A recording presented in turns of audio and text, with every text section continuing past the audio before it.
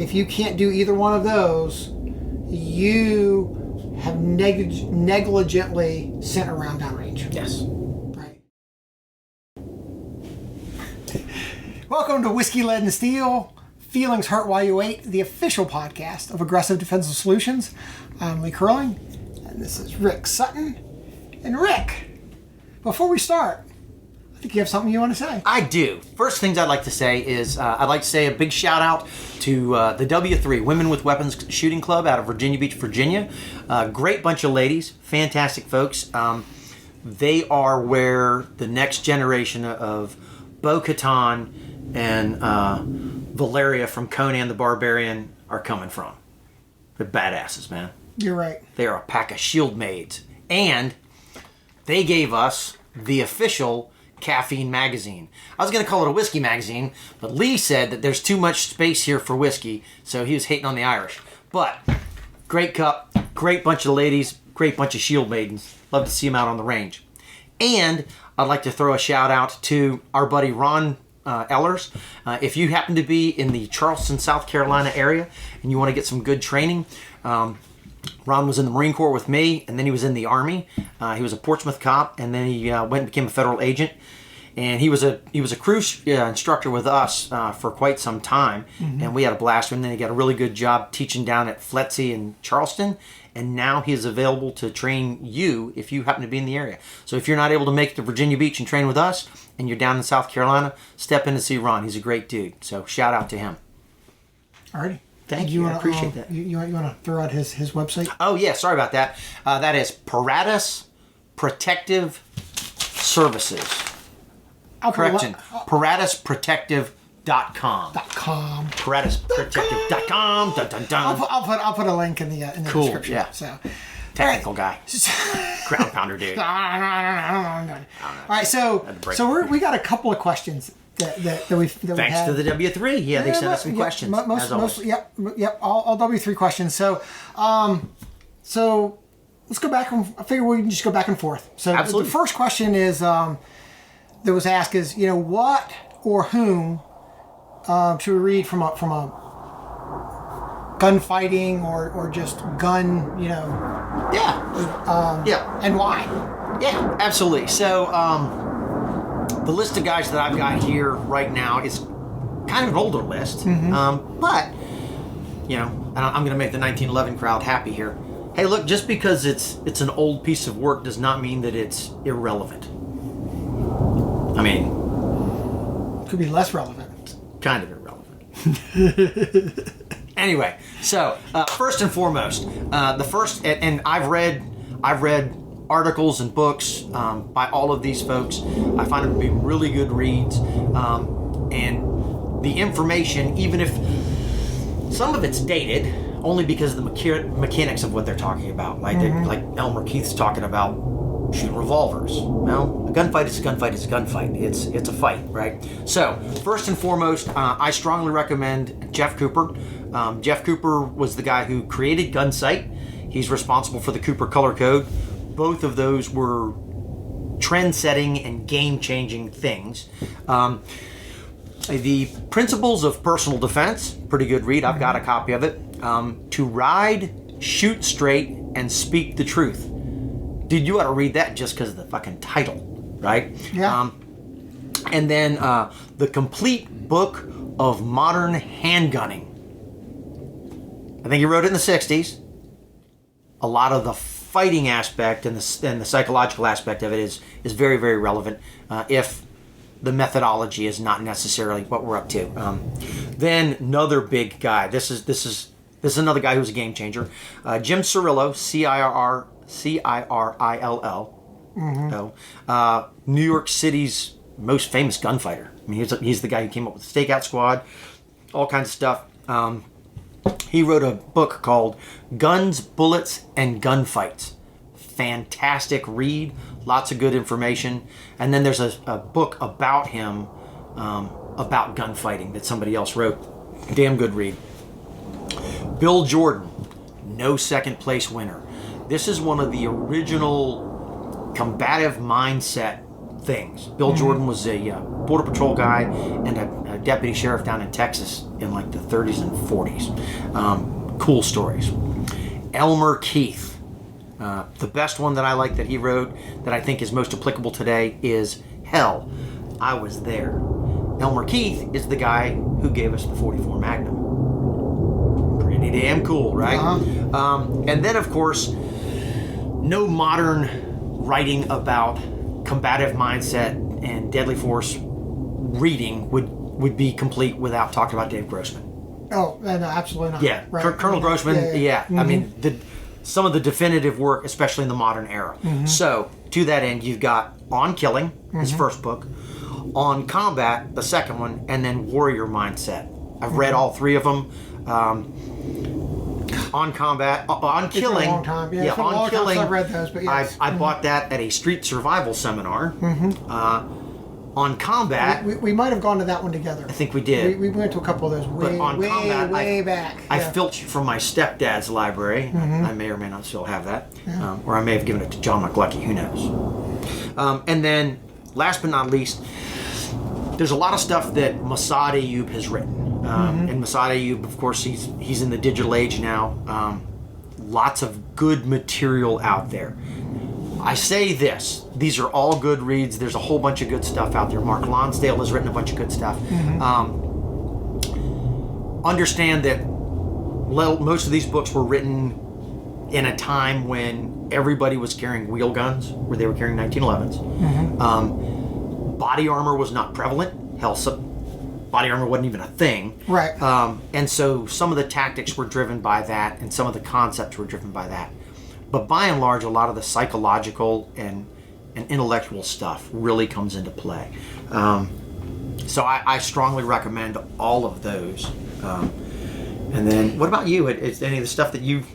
Like I said, when we talk about Dave Grossman, that's really, that would have been my kind of go-to, because that was that 80s, 90s, gunfighting, style from a law enforcement standpoint. I mean, that's when you get into like street survival, those seminars, right? That's Caliber Press, right? That was because there was nobody was doing stuff on a large, none of those were large print, volumes. But and unless you had the money to go to like Mid-South or Gunsight, Caliber Press seminars were the best you were going to get. Ones, right? Well, you get the 21-foot rule, right? There was a Dave Grossman.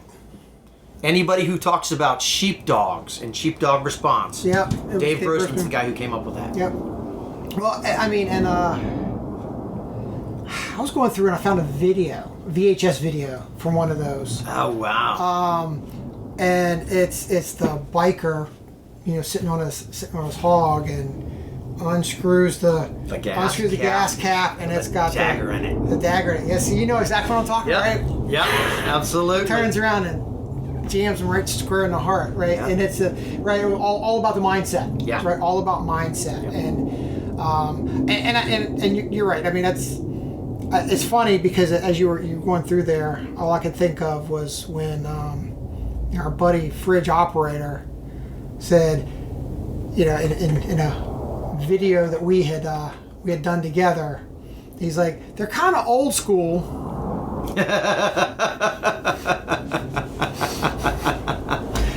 Rick's list shows, we're kind of old school, but you're right. I mean, things have changed, but things, I think going back to some of those early works to see where things are. Again, I said it in one of the other podcasts. Most works are derivative. Yeah. Right. Most works are derivative. So going back and seeing some of the early original stuff that was really innovative. Yeah. Right. And then you can flip forward and see some of the derivative works from that, and then having the history of it, I think really helps set certain things in context. Yeah. And also understand that, again, not everything new is better. No. Right. And some of the derivative works are just for the sake of being derivative, and maybe if we went back to the original, we might have gotten some better, we might see some better performance with that. Because there are some folks out there who are not reinventing the wheel, but they are trying to sell you the new and improved very smooth square. Because they're in the sales business. Right. I'm a capitalist. I don't have any heartburn with that, but I'm not gonna package something up that we know what it is and tell you that it's something else to try to sell it to you. And that's good. So I'll put a link to those, or at least all the titles and the authors in the description. And I think other than just reading, look, we've moved to being a YouTube generation, but from a legality standpoint, the two channels that I kind of watch on a more regular basis is armed attorneys. There's a pair of attorneys out of Texas who do a great job of don't do stupid shit. Right? This will get you thrown in jail. Yep. A lot of what we talk about, they're attorneys, they're practicing attorneys. I'm not a practicing attorney. You are not a practicing attorney. No, I was baptized. Right? So with that being said, right? They're looking at it from a similar but different vein, right? Because they're looking at it from another angle. They're looking at it right, and they will go into depth on some of the legislation that's out there, and we'll go into depths of chances of something making it to the Supreme Court or getting it through the circuit courts, getting it through some of the en banc panels and those things, based on precedents and based on. But they're also very good about saying it in a layman friendly manner, and I think that's kind of the key. There's a lot of people out there that just chip their teeth, right? And use a lot of big words. Use a lot of big words, try to impress people. The other person is Armed Scholar, who he works for one of the Second Amendment groups out there as a lawyer. But again, lawyer, he does some very detailed breakdown of things, and he uses big words, but he doesn't use big words to impress you. He just uses big words because they're the big words. So, but it's generally they're releasing content on a pretty regular basis on what's facing us. Cool. So different take on that. That's gunfighting. Some of this other is kind of the legal aspects of things, and also like I said, Armed Scholar is he is almost specifically towards law, or gun law. Armed attorneys they do some gun law, and they also do some self-defense aspects of things you shouldn't do. Well, you got to win the gunfight. You have to win the gunfight, and then you got to win the cases, and then you got to get on with your life. That's right. Absolutely. There you go.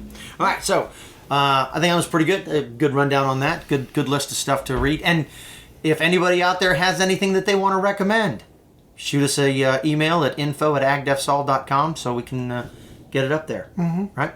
All right, so next question that came into us was, so how important are night sights on an everyday carry gun? We're not talking about typically for cops, but this, because that's the standard issue. But for John Q. Citizen concealed weapon permit carrier, how important are night sights? What do you think? I'm going to have to go back and go. I did sit with Adrian, and Blactical, and he is all about lighting up tonight, right? Yes. So he is a light on his EDC guy. Agree or disagree with that, but I do think one of the things that he said is the ability to identify a target is important. I think the ability to see your sights is equally as important. Yes. Because you need to be able to do both of those things in order from a defensive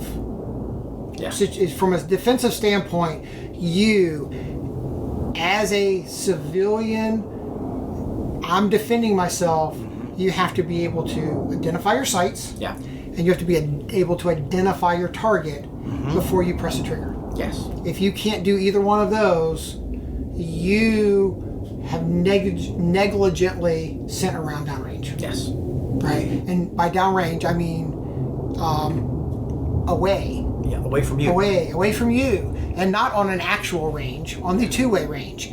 So I do think, again, I've switched to a red dot. I think that having night sights,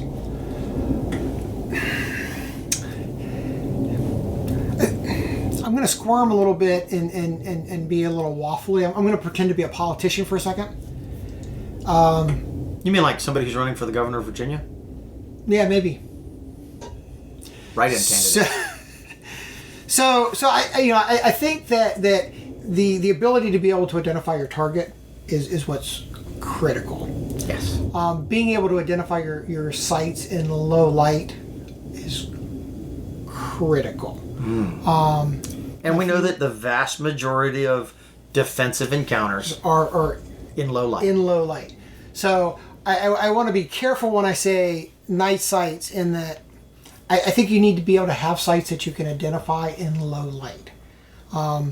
Sometimes when I hear the term night sights, I think back and I get some other people that pull back into the night shooting in the military where it is pitch black, right? So being able to identify your sights because they glow in the dark and you can't see your target, I do not think that that's going to help you out because you can't identify your target.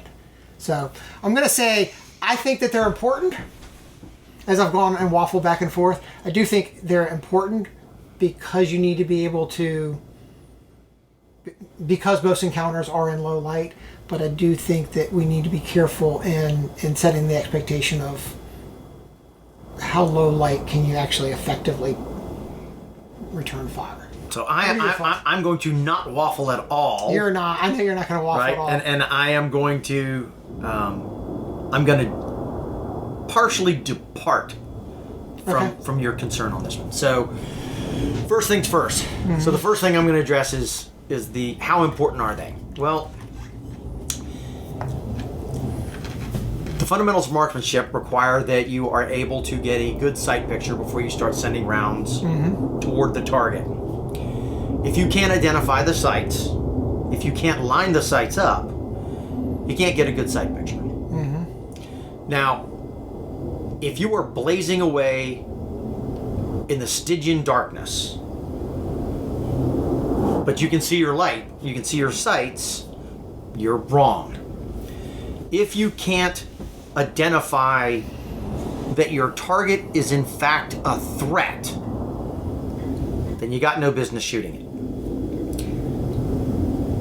So you shouldn't be shooting into the blackness and going, well, I can see my light, I can see my sights. Mm-hmm. You have to be able to see your sights so that when asked about it, you can say, yes, I had a viable sight reference. That's how I managed to shoot the target and not anything else around it, right? From a flashlight standpoint, from a light on your gun for the average, not even for the average, for the everyday carry.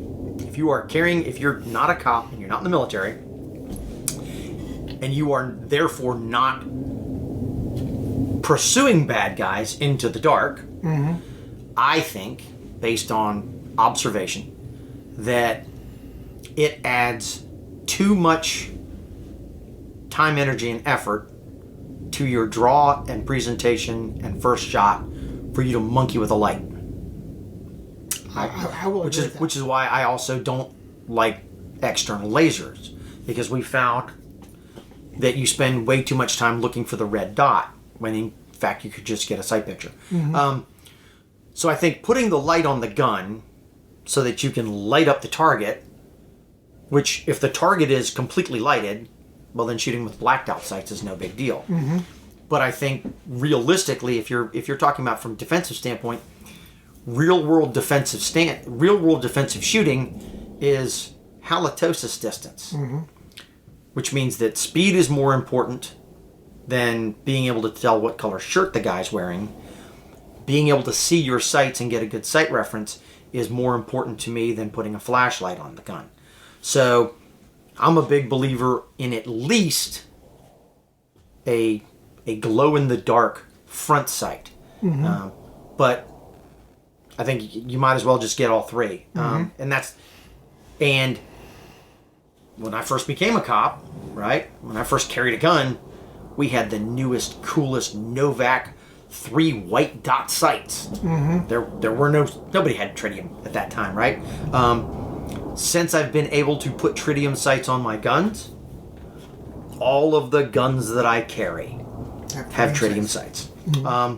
And if you're carrying a red dot, that's essentially a tritium. It's the same thing. So if you have a red dot, it's the same thing as having night sights. And if you're carrying a red dot because you're older than 29, and so it helps you see, rock on. So in my humble opinion, for what it's worth, your defensive gun should have night sights on it and not necessarily a flashlight. Hopefully Adrian doesn't come beat me up. Well, Adrian wouldn't beat me up, but he might send like a virus to my computer. Maybe. I wouldn't notice that. And joke's on you, Adrian. I don't work on a computer well enough to know if it's broke. And I agree. Yeah. Right? My waffle in there was the not wanting to portray the belief. Night sights on that gun. On that mechanic. All right. So So you talked about pursuing people into the darkness.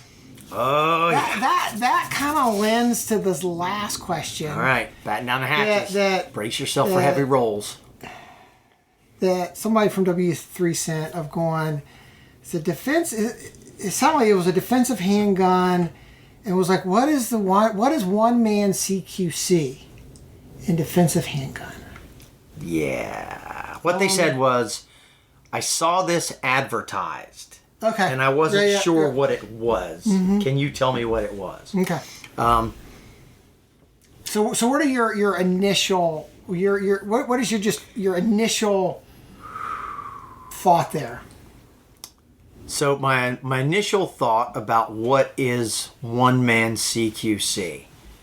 I believe what they're talking about is single person room or building clearing for the civilian operator, the defensive carry guy who's come home and notices that the back door is ajar, so he's going to jock up and go in the building and clear his house himself. I believe that's what they're talking about. So let's CQC. Close quarters combat. Okay. That's what CQC stands for. Close quarters combat. So in either a law enforcement realm or a military realm, CQC is entering into a confined space with the intent of killing people on the inside. I'm gonna further, right? Generally, but not necessarily. It's knowingly and intentionally going against, or reasonably going against, an armed, prepared foe. Right. Yes. Right. But it inherently involves a number of skills that involve breaching doors. It involves entering. Working halls, working doors, working halls, working doorways. Yep. Working entry into rooms, patterns going into rooms. Yep.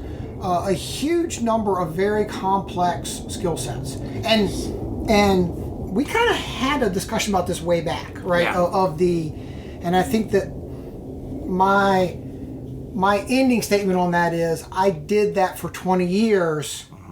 And standing in a stack was still a scary thing, right? Because it is really dangerous and it's really, really hard.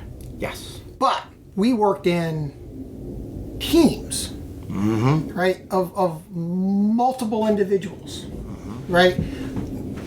Depending on the organizational, there was always something, because there was always you always had rear security, right? You always had entry. You always had, there's a number of defined jobs.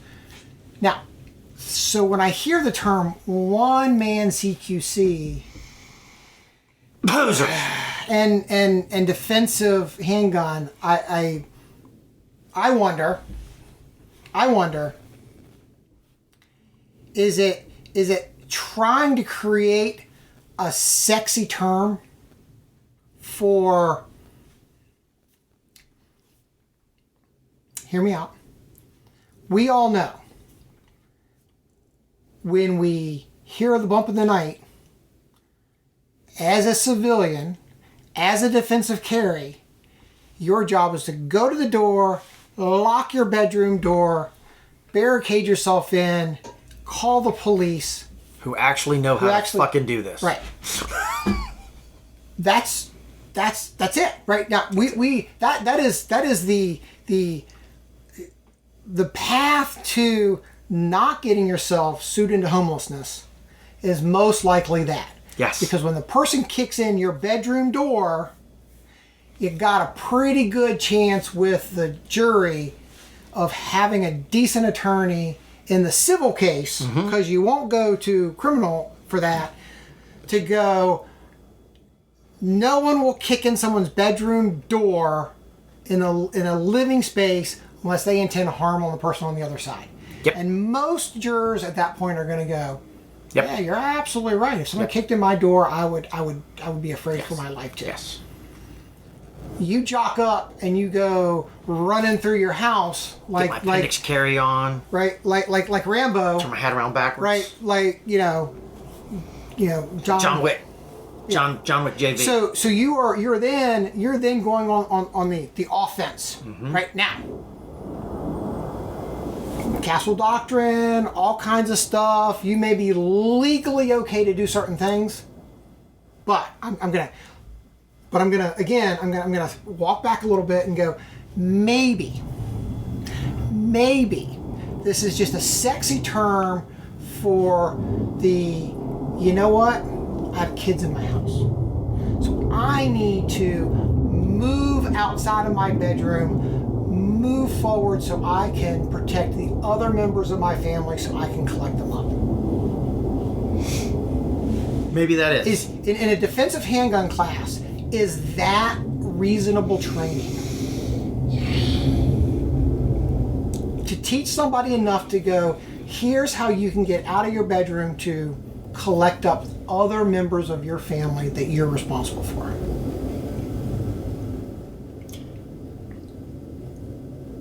I am going to defer.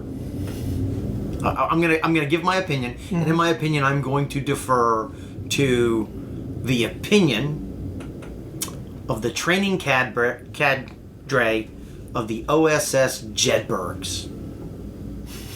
Right? Okay. And here's what they said. We stand a better chance of breaking them, teaching them how to be parachutists, than if we just push them out the airplane the only time they ever need to do it. I think, based on what I've seen, that if you take John Q. Citizen and you spend 5 hours theoretically teaching him how to work a hall, work a door, work a ladder well, do all the cool CQC stuff, and pull his gun into position Sewell, and look over his shoulder and say shit like clear and, moving, shit like that. This is one man, so he doesn't have to say anything. Yeah. Well, then why would he? But anyway, so I think spending the time to do that, you'd actually be better off teaching him how to shoot and shoot while moving, and tell him, if this is what you have to do, there's no cool sexy shit to it. Here's what you do. You know the room you have to go to. Mm-hmm. Get your gun out, go down the middle of the hall to that room, close the door, lock the door, call 911. That's all. That's all you should teach them, because all of this other stuff that is necessary to do CQC, number one, you can't teach it in a day, right? Period. You can't teach it in a day.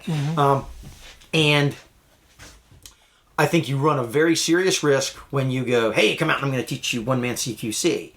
When that guy leaves, because he gave the instructor a bunch of money and the instructor told him he was a really cool dude, he now thinks he's qualified to do that. He can clear his house. Yeah, which means that's like going, okay, well, you went to the surf camp. You went to the 2-day surf camp in Virginia Beach in July when there aren't any waves.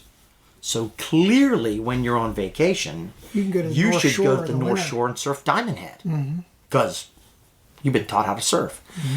So my initial opinion on what is CQC, one-man CQC, is that it's bullshit. Because I'm a cynic, right? So right off the get-go, where I go is, this is some marketing bullshit. Come take my one-man CQC and buy some Amway toothpaste from me. Yeah. No. So CQC. Well, first of all, there is no real one-man CQC. Let me say. So there is no paramilitary training on one-man CQC. Almost beg to differ. And here's where. So, in the 31 years that I was a cop, 27 years that I was in the military, I never intentionally did forced entry against a likely opposition with less than 2 people. Did a lot of it as 2 people. The minimum optimal number is 4, realistically. That said, there is some, and this is not for the EDC carrier. This is military and law enforcement only. There is some legitimacy to the concept of, in an active shooter, if your backup is 5 minutes out, you go by yourself, charging, not tactically, stealthily moving, not stealth to contact. You charge to the sound of the guns by yourself, putting it all at risk, and that's what you do. But that's not EDC. That's not CQC. And I was going to say, that's not actually CQC. No, it's not. And that becomes my point. Right? Yes. I would have made that argument that you just made. Oh, sorry. No. But it's good. I'm glad we were in violent agreement. Yeah. That's not CQC. No. Right. And I would say you engaging in CQC as a defensive carrier, CQC is an inherently offensive. Yeah. Right. It's inherently offensive. Yeah. And we've said this before. If you engage in offensive activity and you kill someone, you cannot claim self-defense when you are on the offense. Because self-defense, by its nature, says, I killed this person. I shot this person. I maimed this person. Right? I engaged in deadly force against this person. Yep. Right? I did that. But there's mitigating circumstances that allow me to claim self-defense for what would in any other situation be a crime. Yep. And when you cross the line and you go, I'm going on the offense, and if you say, well, I took this close quarters combat class, you better hope that I am not the expert witness on the other side of the bench. Can you imagine?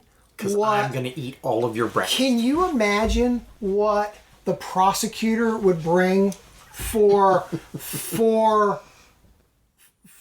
visual references if they go, oh, you took a one-man close quarters combat course? Well, yeah. I did some training on close quarters combat, and then they start to proceed to show actual CQC training of actual people actually engaging in breaching doors and kicking through doors and going, this guy's crazy. Yeah. Because that's what the prosecutors are going to say when they want to convict you. that person's crazy. That person was trying to kill somebody. Yep. They even took the classes to learn how to do it. That's right. Put their race gun on. Put their race gun on and their appendix rig. I'll be honest. I didn't think I would get so spun up on that. I figured you would. And again, we talked about various things in there. A guy whose opinion matters to me has said several times in my presence, just because you can do something doesn't mean that you should do that thing. This is true. Yeah, this is true. Right. So that kind of brings us down towards the end. Yeah. I know at the end probably somebody's feeling got hurt because they want to go do some really high speed CQC stuff, but and here's a question that I've got, and I didn't ask the person who asked this, but I wanted to find out where this school was, because here's my question: if you were learning SWAT tactics or military tactics, right? If you're learning CQC, then you presumably should be learning CQC from actual practitioners of it. People who have gone into harm's way and are doing this shit or did this for a living. So that means it's military or law enforcement in all likelihood. But what military or law enforcement organization is letting civilians come through their training? And if they're not a military or law enforcement agency and they're teaching CQC and they're teaching it to civilians, what exactly is their background? Did they, as a civilian, take a CQC course sometime, or were they actually door kickers, military or law enforcement? Which gets us back to the whole gravitas thing. Know your instructor. Yeah, know your instructor. Know your instructor. Is your instructor the real deal, or is he a LARPer? It's a live ammo LARPer. Live ammo LARPer. All right. So I think that brings us to the end. I think it does. I think it does. So if you're feeling got hurt, hit the unlike button twice to make sure it sticks. Other than that, you should hit a like button, or a follow button, or a subscribe button, or any other button that's on there that makes it show up in your feed. Yeah. And if you disagree vehemently, send us your thoughts. And if they're well put together, you can come in here and sit with us and explain to us why we're wrong and why we don't know what the fuck we're talking about. That probably hurt somebody's feelings. That probably will. Okay. But if you're going to defend close quarters combat, you're going to as a single person, you're probably going to have a hard time. Yeah. Because I'm going to argue semantics with you probably. All right. Well, I think that brings us to the end a second time. There you go. Be good. Be safe. Yep. Have a good one. Understand that most of these books were written in a time when everybody was carrying wheel guns, where they were carrying 1911s. Body armor was not prevalent. Hell, body armor wasn't even a thing. Right. And so some of the tactics were driven by that, and some of the concepts were driven by that.